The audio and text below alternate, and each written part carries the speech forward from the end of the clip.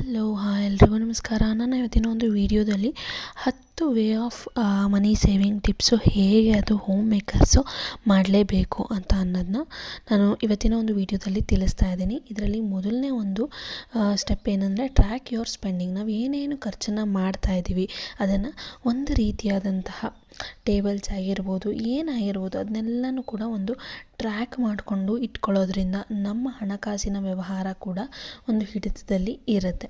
ಇನ್ನು ಸ್ಟೆಪ್ 2ಗೆ ಬಂತ ಅಂದರೆ ಬಜೆಟಿಂಗ್ ಅಂತ ಅಂದರೆ ನಾನು ಹಲವಾರು ವಿಡಿಯೋದಲ್ಲಿ ಹೇಳಿದ್ದೀನಿ ಯಾವ ರೀತಿಯಾದಂತಹ ಬಜೆಟಿಂಗ್ನ ನಾವು ಮಾಡಬೇಕು, ಯಾವ ರೀತಿಯಾಗಿ ಕ್ಯಾಲ್ಕುಲೇಷನ್ನ ಮಾಡಿ ನಾವು ಬಜೆಟಿಂಗ್ ಮಾಡಬೇಕು ಅನ್ನೋದನ್ನ ನಾನು ತಿಳಿಸಿದ್ದೀನಿ. ಸೊ ಲೈಕ್ ಈ ಥರ ನೀವೊಂದು ಟೇಬಲ್ಸ್ನ ಹಾಕ್ಕೊಂಡು ಆಯಾ ಡೇಟ್ ವೈಸ್ ನೀವು ಯಾವತ್ತು ಎಷ್ಟು ಖರ್ಚಾಯಿತು ಅಂತ ನೀವು ಯಾವಾಗ ಟ್ರ್ಯಾಕ್ ಮಾಡಿ ಬಜೆಟಿಂಗ್ ಮಾಡೋದನ್ನ ಸ್ಟಾರ್ಟ್ ಮಾಡ್ತೀರಾ ಅವತ್ತಿಂದ ನೀವು ಹಣವನ್ನು ಉಳಿಸ್ಬೋದು. ಇನ್ನು ಮೂರನೇ ಸ್ಟೆಪ್ ಬಂತು ಅಂತ ಅಂದರೆ create emergency fund. It gives financial security and our monthly expenses nearly 25,000-30,000 ಇತ್ತು ಅಂತ ಅಂದರೆ ನಮ್ಮ ಸೇವಿಂಗ್ಸ್ ಎಮರ್ಜೆನ್ಸಿ ಫಂಡ್ ಎಷ್ಟಿರಬೇಕು ಅಂತ ಅಂದರೆ ವರ್ಷಕ್ಕೆ 2 ಲಕ್ಷ ಆಗಿರಬೇಕು. ಅಂದರೆ 25,000-30 ಲಕ್ಷದ ಸಂಬಳದಲ್ಲಿ ನಾವು ವರ್ಷಕ್ಕೆ 2 ಲಕ್ಷ ಉಳಿಸಿರಬೇಕು. ಸೊ ಅಷ್ಟು ಎಮರ್ಜೆನ್ಸಿ ಫಂಡ್ ನಾವು ತಗೊಂಡ್ವಿ ಅಂತ ಅಂದರೆ ಸೊ ನಾವು ಸೇವ್ ಮಾಡ್ತಾಯಿದ್ದೀವಿ, ಒಂದು ಮಟ್ಟಿಗೆ ಸೇವ್ ಮಾಡ್ತಾಯಿದ್ದೀವಿ ಅಂತ ಅರ್ಥ. ಸೊ ಇದು ಬಂದು ಸ್ಟೆಪ್ 3ಯಲ್ಲಿ ಕ್ರಿಯೇಟ್ ಎಮರ್ಜೆನ್ಸಿ ಫಂಡ್ ಅಂತ ಇರುತ್ತೆ. ಸೊ ಎಮರ್ಜೆನ್ಸಿ ಫಂಡ್ ಅಂತ ಅಂದರೆ ಕ್ರಿಯೇಟ್ ಮಾಡೋದು ಅಂತ ಅಲ್ಲ, ನಾವೇನು ಅಂದ್ಕೊಂಡಿರ್ತೀವಿ. ಫಾರ್ ಎಕ್ಸಾಂಪಲ್ 2 ಲಕ್ಷ ಅಂತ ಅಂದರೆ 2 ಲಕ್ಷನ ನಾವು ಸೇವಿಂಗ್ಸ್ ಬ್ಯಾಂಕ್ ಅಕೌಂಟಲ್ಲಿ ಸೇವ್ ಮಾಡಿರಬೇಕು. ಓಕೆನಾ, ಇದು ನಮ್ಮ 3ನೇ ಸ್ಟೆಪ್ ಆಗಿರುತ್ತೆ. ಇನ್ನು 4ನೇ ಸ್ಟೆಪ್ ವಿಷಯಕ್ಕೆ ಬರೋ ಹಾಗಿದ್ರೆ ಹೆಲ್ತ್ ಇನ್ಶೂರೆನ್ಸ್.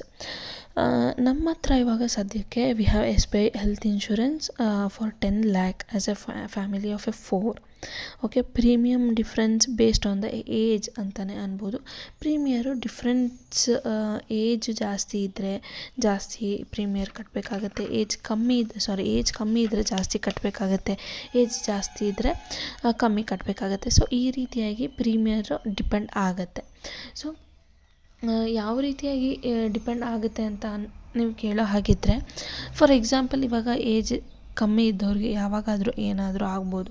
ಸೊ ಅಂಥವ್ರಿಗೆ ಸ್ವಲ್ಪ ಜಾಸ್ತಿ ಇರುತ್ತೆ. ಆಮೇಲೆ ಇನ್ನು ಏಜ್ ಇರುತ್ತಲ್ಲ, ಸೊ ಅವ್ರಿಗೆ ಪ್ರೀಮಿಯರ್ ಜಾಸ್ತಿ ಕೊಟ್ಟರೆ ಸ್ವಲ್ಪ ಹಣನೂ ಕೂಡ ಜಾಸ್ತಿ ಆಗುತ್ತೆ ಅಂತ. ಸೊ ನೀವು ಕೂಡ ಈ ಕೂಡಲೇ ಹೋಗಿ ಫಸ್ಟ್ ಯಾವುದಾದ್ರು ಹೆಲ್ತ್ ಇನ್ಶೂರೆನ್ಸ್ನ ಮಾಡ್ಕೊಳ್ಳಿ. ಸಡನ್ನಾಗಿ ನಮಗೆ ಲಕ್ಷಾನುಗಟ್ಟಲೆ ದುಡ್ಡು ಬೇಕು ಅಂತ ಅಂದರೆ ಹೆಲ್ತ್ ಇನ್ಶೂರೆನ್ಸ್ ತುಂಬ ಹೆಲ್ಪ್ ಆಗುತ್ತೆ. ಸೊ ಇದು ನನ್ನ ಸೆಲ್ಫ್ ಎಕ್ಸ್ಪೀರಿಯನ್ಸ್ ಅಂತಲೂ ಹೇಳ್ಬೋದು. ಅದಕ್ಕೋಸ್ಕರನೇ ನಾವು ಹೆಲ್ತ್ ಇನ್ಶೂರೆನ್ಸ್ನ ಮಾಡ್ಕೊಂಡಿರೋದು. ನಾವು ಸದ್ಯಕ್ಕೆ SBI ಹಾಗೆ ಹ್ಯಾಕೋ ಇದೆ. ಸೊ 2 ಲೈಫ್ ಇನ್ಶೂರೆನ್ಸ್ ಇದೆ ಸದ್ಯಕ್ಕೆ. ಇನ್ನು ನೆಕ್ಸ್ಟ್ ಬಂತು ಅಂತಂದರೆ ಸ್ಟೆಪ್ 5 ಓಪನ್ ಅ ರಿಟೈರ್ಮೆಂಟ್ ಅಕೌಂಟ್. ಹೇಗಿರಬೇಕು ರಿಟೈರ್ಮೆಂಟ್ ಅಕೌಂಟ್ ಅಂತ ಅಂದರೆ ಲಾಂಗ್ ಟರ್ಮ್ ಇನ್ವೆಸ್ಟ್ಮೆಂಟ್ ಇರಬೇಕು. SIP ಆಗಿರ್ಬೋದು, NPS ಆಗಿರ್ಬೋದು. ಇವಾಗ ನಿಮಗೆ ಒಂದು ಎಕ್ಸಾಂಪಲ್ ಕೊಡ್ತೀನಿ. SIP ಟರ್ಮ್ ಇನ್ವೆಸ್ಟ್ಮೆಂಟಲ್ಲಿ ಹೇಗೆ ಅಂತ ಅಂದರೆ ನಾವು ಒಂದು ಮಂತ್ಲಿ ಒಂದು 500 ರೂಪಾಯಿ ಇನ್ವೆಸ್ಟ್ ಮಾಡ್ತೀವಿ, ಇಲ್ಲ 1,000 ಇನ್ವೆಸ್ಟ್ ಮಾಡ್ತೀವಿ ಅಂತ ಅಂದರೆ ಅದರ ರೇಟ್ ಆಫ್ ಇಂಟ್ರೆಸ್ಟ್ ಎಷ್ಟಿರುತ್ತೆ ಅದನ್ನು ಚೆಕ್ ಮಾಡಿ ನಾವು ಇನ್ವೆಸ್ಟ್ ಮಾಡ್ತಾ ಹೋಗಬೇಕು. ಅದು ಯಾವಾಗಲೂ ಲಾಂಗ್ ಟರ್ಮೇ ಇರಬೇಕು. ಸೊ ಈ ರೀತಿಯಾಗಿ ಮಾಡ್ತಾ ಬಂತು ಅಂತ ಅಂದರೆ ಲಾಂಗ್ ಟರ್ಮಲ್ಲಿ ಹಣ ಉಳಿತಾಯ ಆಗುತ್ತೆ. ಆಮೇಲೆ ಫೈನಲ್ ಲಾಸ್ಟಲ್ಲಿ ಚೆನ್ನಾಗಿರೋ ಅಮೌಂಟು ಕೂಡ ಬರುತ್ತೆ. ಹಾಗೆ ರಿಟೈರ್ಡ್ ಆದಾಗ ಹೇಗೆ ಗೌರ್ಮೆಂಟ್ ಅಫಿಷಿಯಲ್ಗಳಿಗೆ ಬರುತ್ತೆ ಅದೇ ರೀತಿಯಾಗೂ ಬರೋ ಕೂಡ ಒಂದು ಆಪ್ಷನ್ ಕೂಡ ಇದೆ. ಇಲ್ಲ ನಮಗೆ ಆ ಥರ ಬರೋದು ಬೇಡ, ಒಟ್ಟಿಗೆ ಬರಬೇಕು ಅನ್ನೋವಂಥವ್ರು ಕೂಡ ಮಾಡ್ಬೋದು. ಫಾರ್ ಎಕ್ಸಾಂಪಲ್ ನೀವು ಚೆಕ್ ಮಾಡ್ಕೋಬೇಕು ಅಂದರೆ ಗೂಗಲ್ಗೆ ಹೋಗಿ SIP ಅಂತ ಕೊಟ್ಟ ತಕ್ಷಣವೇ ಈ ಒಂದು ಸರ್ಫೇಸ್ ಓಪನ್ ಆಗುತ್ತೆ. ನೋಡಿ, ರೇಟ್ ಆಫ್ ಇಂಟ್ರೆಸ್ಟ್ ಜಾಸ್ತಿ ಕಮ್ಮಿ ಮಾಡ್ಕೋಬೋದು. ಹಾಗೆ ಮಂತ್ಲಿ ಇನ್ವೆಸ್ಟ್ಮೆಂಟ್ ಎಷ್ಟು ಮಾಡ್ತೀವಿ, 100 ರೂಪೀಸು, 500 ರೂಪೀಸು ಆ ರೀತಿಯಾಗಿ ಕೂಡ ಮಾಡ್ಬೋದು. ಪೇ 500 ಅಂತ ತೋರಿಸುತ್ತೆ. ಇನ್ವೆಸ್ಟ್ಮೆಂಟು ಆಮೇಲೆ ರೇಟ್ ಆಫ್ ಇಂಟ್ರೆಸ್ಟ್ಮೆಂಟ್ ಎಲ್ಲ ನೋಡಿ ನಾವು ಕ್ಯಾಲ್ಕುಲೇಟ್ ಮಾಡ್ಬೋದು. ಇನ್ನು ಸ್ಟೆಪ್ 6ಗೆ ಬಂತು ಅಂತ ಅಂದರೆ paying EMI on all long loans ಅಂತಂದರೆ ನಾವು ಯಾವ ರೀತಿಯಾಗಿ ವಸ್ತುನ ತಗೋಬೇಕು ಅಂತ ಅಂದರೆ ಫಸ್ಟು EMIಗೆ ತಗೊಬೇಕು. ಲೋನ್ 1, ಲೋನ್ 2, ಲೋನ್ 3, ಲೋನ್ 4 ಈ ಥರ ಕ್ಯಾಲ್ಕುಲೇಷನ್ ಮಾಡಿ 2,000, 3,500, 4,500 ಈ ರೀತಿಯಾಗಿ ಕ್ಯಾಲ್ಕುಲೇಟ್ ಮಾಡಿ ಇಟ್ಕೋಬೇಕು. ಸೊ ಇದನ್ನು ತಗೋಬೇಕಾದ್ರೆ ಲೋನಾಗಿ ತಗೊಂಡು ಆ ನಂತರ ನಾವು ಆದಷ್ಟು ಬೇಗ ತೀರಿಸೋಕೆ ಮಾಡ್ಕೋಬೇಕು. ಫಾರ್ ಎಕ್ಸಾಂಪಲ್ ಇವಾಗ 10 ಲಕ್ಷದ ನಾವೇನಾದ್ರು ತೊಗೊಂಡಿರ್ತೀವಿ ಅಂತ ಅಂದರೆ ಅದ್ರದ್ದು ರೇಟ್ ಆಫ್ ಇಂಟ್ರೆಸ್ಟು ಅದು ಇದು ಸೇರಿ ಎಲ್ಲ ಸೇರಿ 12-13 ಲಕ್ಷ ಆಗೋಗ್ಬಿಡುತ್ತೆ. ಸೊ ಫಸ್ಟಿಗೆ ನಾವು ಲೋನ್ ಅಂತ ತೊಗೊಂಡು ಅದಾದಮೇಲೆ ಬೇಗ ಬೇಗ ತೀರಿಸೋದ್ರಿಂದ ಇಂಟ್ರೆಸ್ಟು ಕೂಡ ಉಳಿಯುತ್ತೆ. ಸೊ ಸ್ವಲ್ಪ ನಮಗೆ ಬರ್ಡನ್ ಆಗೋದು ಕೂಡ ತಪ್ಪುತ್ತೆ ಅಂತಲೇ ಹೇಳ್ಬೋದು. ಇನ್ನು ಸ್ಟೆಪ್ 7ಗೆ ಬಂತು ಅಂತ ಅಂದರೆ start paying extra amount in a loan.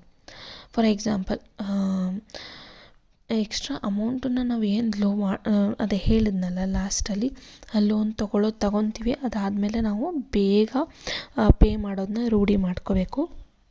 For example ನಾನು ಇಲ್ಲಿ ರಫಾಗಿ ಬರ್ಕೊಂಡು ಹೇಳ್ತಾ ಇರೋದು, ಇಲ್ಲ ನನಗೆ ನೀಟಾಗಿ ಒಂದು ಚಾರ್ಟ್ ಥರ ಬೇಕು ಅಂದರೆ ಕಮೆಂಟ್ ಮಾಡಿ ಹೇಳಿ, ನಾನು ಅದನ್ನ ಕೂಡ ನಿಮಗೆ ಕೊಡ್ತೀನಿ.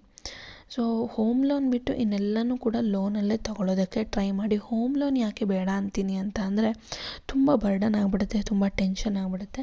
ಸೊ ಆ ಒಂದು ಕಾರಣಕ್ಕೆ low amount I amount low amount, ಈ ರೀತಿಯಾಗಿ ನಾವು ಲೋನ್ ತೊಗೊಳ್ಳೋದ್ರಿಂದ ಸ್ವಲ್ಪ ಬರ್ಡನ್ ಅನ್ನೋದು ಕಮ್ಮಿ ಆಗುತ್ತೆ.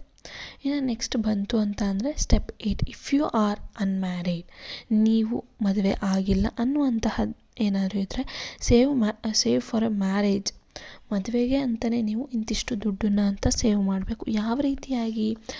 RD, recurring deposit, fixed deposit or a gold. RD, FD, gold ಮೂಲಕ ನಾವು ಎತ್ತಿ ಇಡೋದ್ರಿಂದ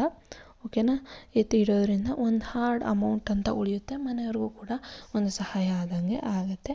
ಅನ್ಮ್ಯಾರಿಡ್ ಆದರೆ ಈ ಒಂದು ಟಿಪ್ನ ನೀವು ಖಂಡಿತವಾಗ್ಲೂ ಫಾಲೋ ಮಾಡಲೇಬೇಕು. ಯಾಕೆ ಮಾತು ಹೇಳ್ತಿದ್ದೀನಿ ಅಂತ ಅಂದರೆ ಆಮೇಲೆ ಪೇರೆಂಟ್ಸ್ ಮೇಲೆ ಡಿಪೆಂಡ್ ಜಾಸ್ತಿ ಆಗೋದು ತಪ್ಪುತ್ತೆ. ಸೊ ಆ ಒಂದು ಕಾರಣಕ್ಕೆ. ಇನ್ನು ನೆಕ್ಸ್ಟ್ ಸ್ಟೆಪ್ 9ಗೆ ಬಂತು ಅಂದರೆ save for a children education. ಮಕ್ಕಳ ಎಜುಕೇಷನ್ಗೆ ಅಂತ ಒಂದಿಷ್ಟು ಅಮೌಂಟನ್ನು ನಾವು ಇಡಲೇಬೇಕು. ಓಕೆನಾ? ಅದು ನಿಮಗೂ ಗೊತ್ತಿದೆ, ಎಜುಕೇಷನ್ ದುನಿಯಾ ತುಂಬ ದೊಡ್ಡದಾಗಿಬಿಟ್ಟಿದೆ. ಒಂದು ಮಗು ಎಜುಕೇಷನಿಗೆ ಖರ್ಚು ಮಾಡೋಕ್ಕಾಗ್ದೇ ಎಷ್ಟೊಂದು ಜನ ಫ್ಯಾಮಿಲಿ ಪ್ಲ್ಯಾನಿಂಗ್ ಮಾಡ್ಕೊಂಡು 2ನೇದು ಬೇಡ ಅಂತ ನಿಲ್ಲಿಸಿರೋರು ಇದ್ದಾರೆ. ಎಷ್ಟೊಂದು ಜನ ಇದ್ದಾರೆ, ನಮ್ಮ ಸುತ್ತಮುತ್ತಲೇ ತುಂಬ ಜನ ಇದ್ದಾರೆ. ಎಜುಕೇಷನ್ಗೆ ಆಗ್ತಿರುವಂತಹ ಖರ್ಚು ನೋಡಿ ಭಯ ಬಿದ್ದು ಸೊ ಬೇಡಪ್ಪ, ಇರೋ ಒಂದು ಮಗುಗೆ ಒಳ್ಳೆ ಎಜುಕೇಷನ್ ಕೊಡೋಣ ಅಂತಿರೋರು ತುಂಬ ಜನ ಇದ್ದಾರೆ. ಸೊ ಹಾಗಾಗಿ ಎಜುಕೇಷನ್ಗೆ ಅಂತ ಒಂದಿಷ್ಟು ಅಮೌಂಟನ್ನ ಎತ್ತಿ ಇಡಬೇಕಾಗತ್ತೆ. ಇನ್ನು step 10, last but the not least, every once biggest dream ಅಂದರೆ ಸೇವಿಂಗ್ ಫಾರ್ ಓನ್ ಹೌಸ್. ನೀವು ಸ್ವಂತ ಮನೆಗೆ ನೀವು ಕಟ್ಟಬೇಕು ಅಂತ ಅನ್ನೋ ಆಗಿದ್ರು ಕೂಡ ಅವರು ಕೂಡ ಲೋನ್ಗೆ save down payment, don't take personal ಲೋನ್ಗೆ ಅಂತ ಅಂದರೆ ಹೋಮ್ ಲೋನ್ ಅಂತ ಅಂದರೆ DPI ಇರ್ಬೋದು. ಹಣವನ್ನು ಉಳಿತಾಯ ಮಾಡೋದನ್ನ ಯಾವ ರೀತಿಯಾಗಿ ಮಾಡಬೇಕು ಅಂತ ಈ 9 ಟಿಪ್ನಲ್ಲಿ ಹೇಳಿರುವಂಥದ್ದನ್ನ ನೀವು ದಯಮಾಡಿ ಫಾಲೋ ಮಾಡಿದ್ರೆ ನಿಮ್ಮ ಒಂದು ಕನಸಿನ ಮನೆ ಈಡೇರುತ್ತೆ. ನಿಮಗೂ ಕೂಡ ಎಲ್ಲರಿಗೂ ಕೂಡ ಒಂದು ಕನಸಿನ ಮನೆ ಕಟ್ಟೋ ಹಾಗೆ ಆಗಲಿ ಅಂತ ಹೇಳ್ತಾ ಇವತ್ತಿನ ಈ ಒಂದು ಪುಟ್ಟ ವಿಡಿಯೋ ನಾನು ಇಲ್ಲಿಗೆ ಎಂಡ್ ಮಾಡ್ತಾ ಇದ್ದೀನಿ. ಈ ಒಂದು ಟಾಪ್ 10 ಸ್ಟೆಪ್ಸ್ ಹೋಮ್ ಮೇಕರ್ ಮನಿ ಸೇವಿಂಗ್ ಟಿಪ್ಸ್ ಹೆಲ್ಪ್ ಆಯಿತು ಅಂತ ಅನ್ಕೋತೀನಿ.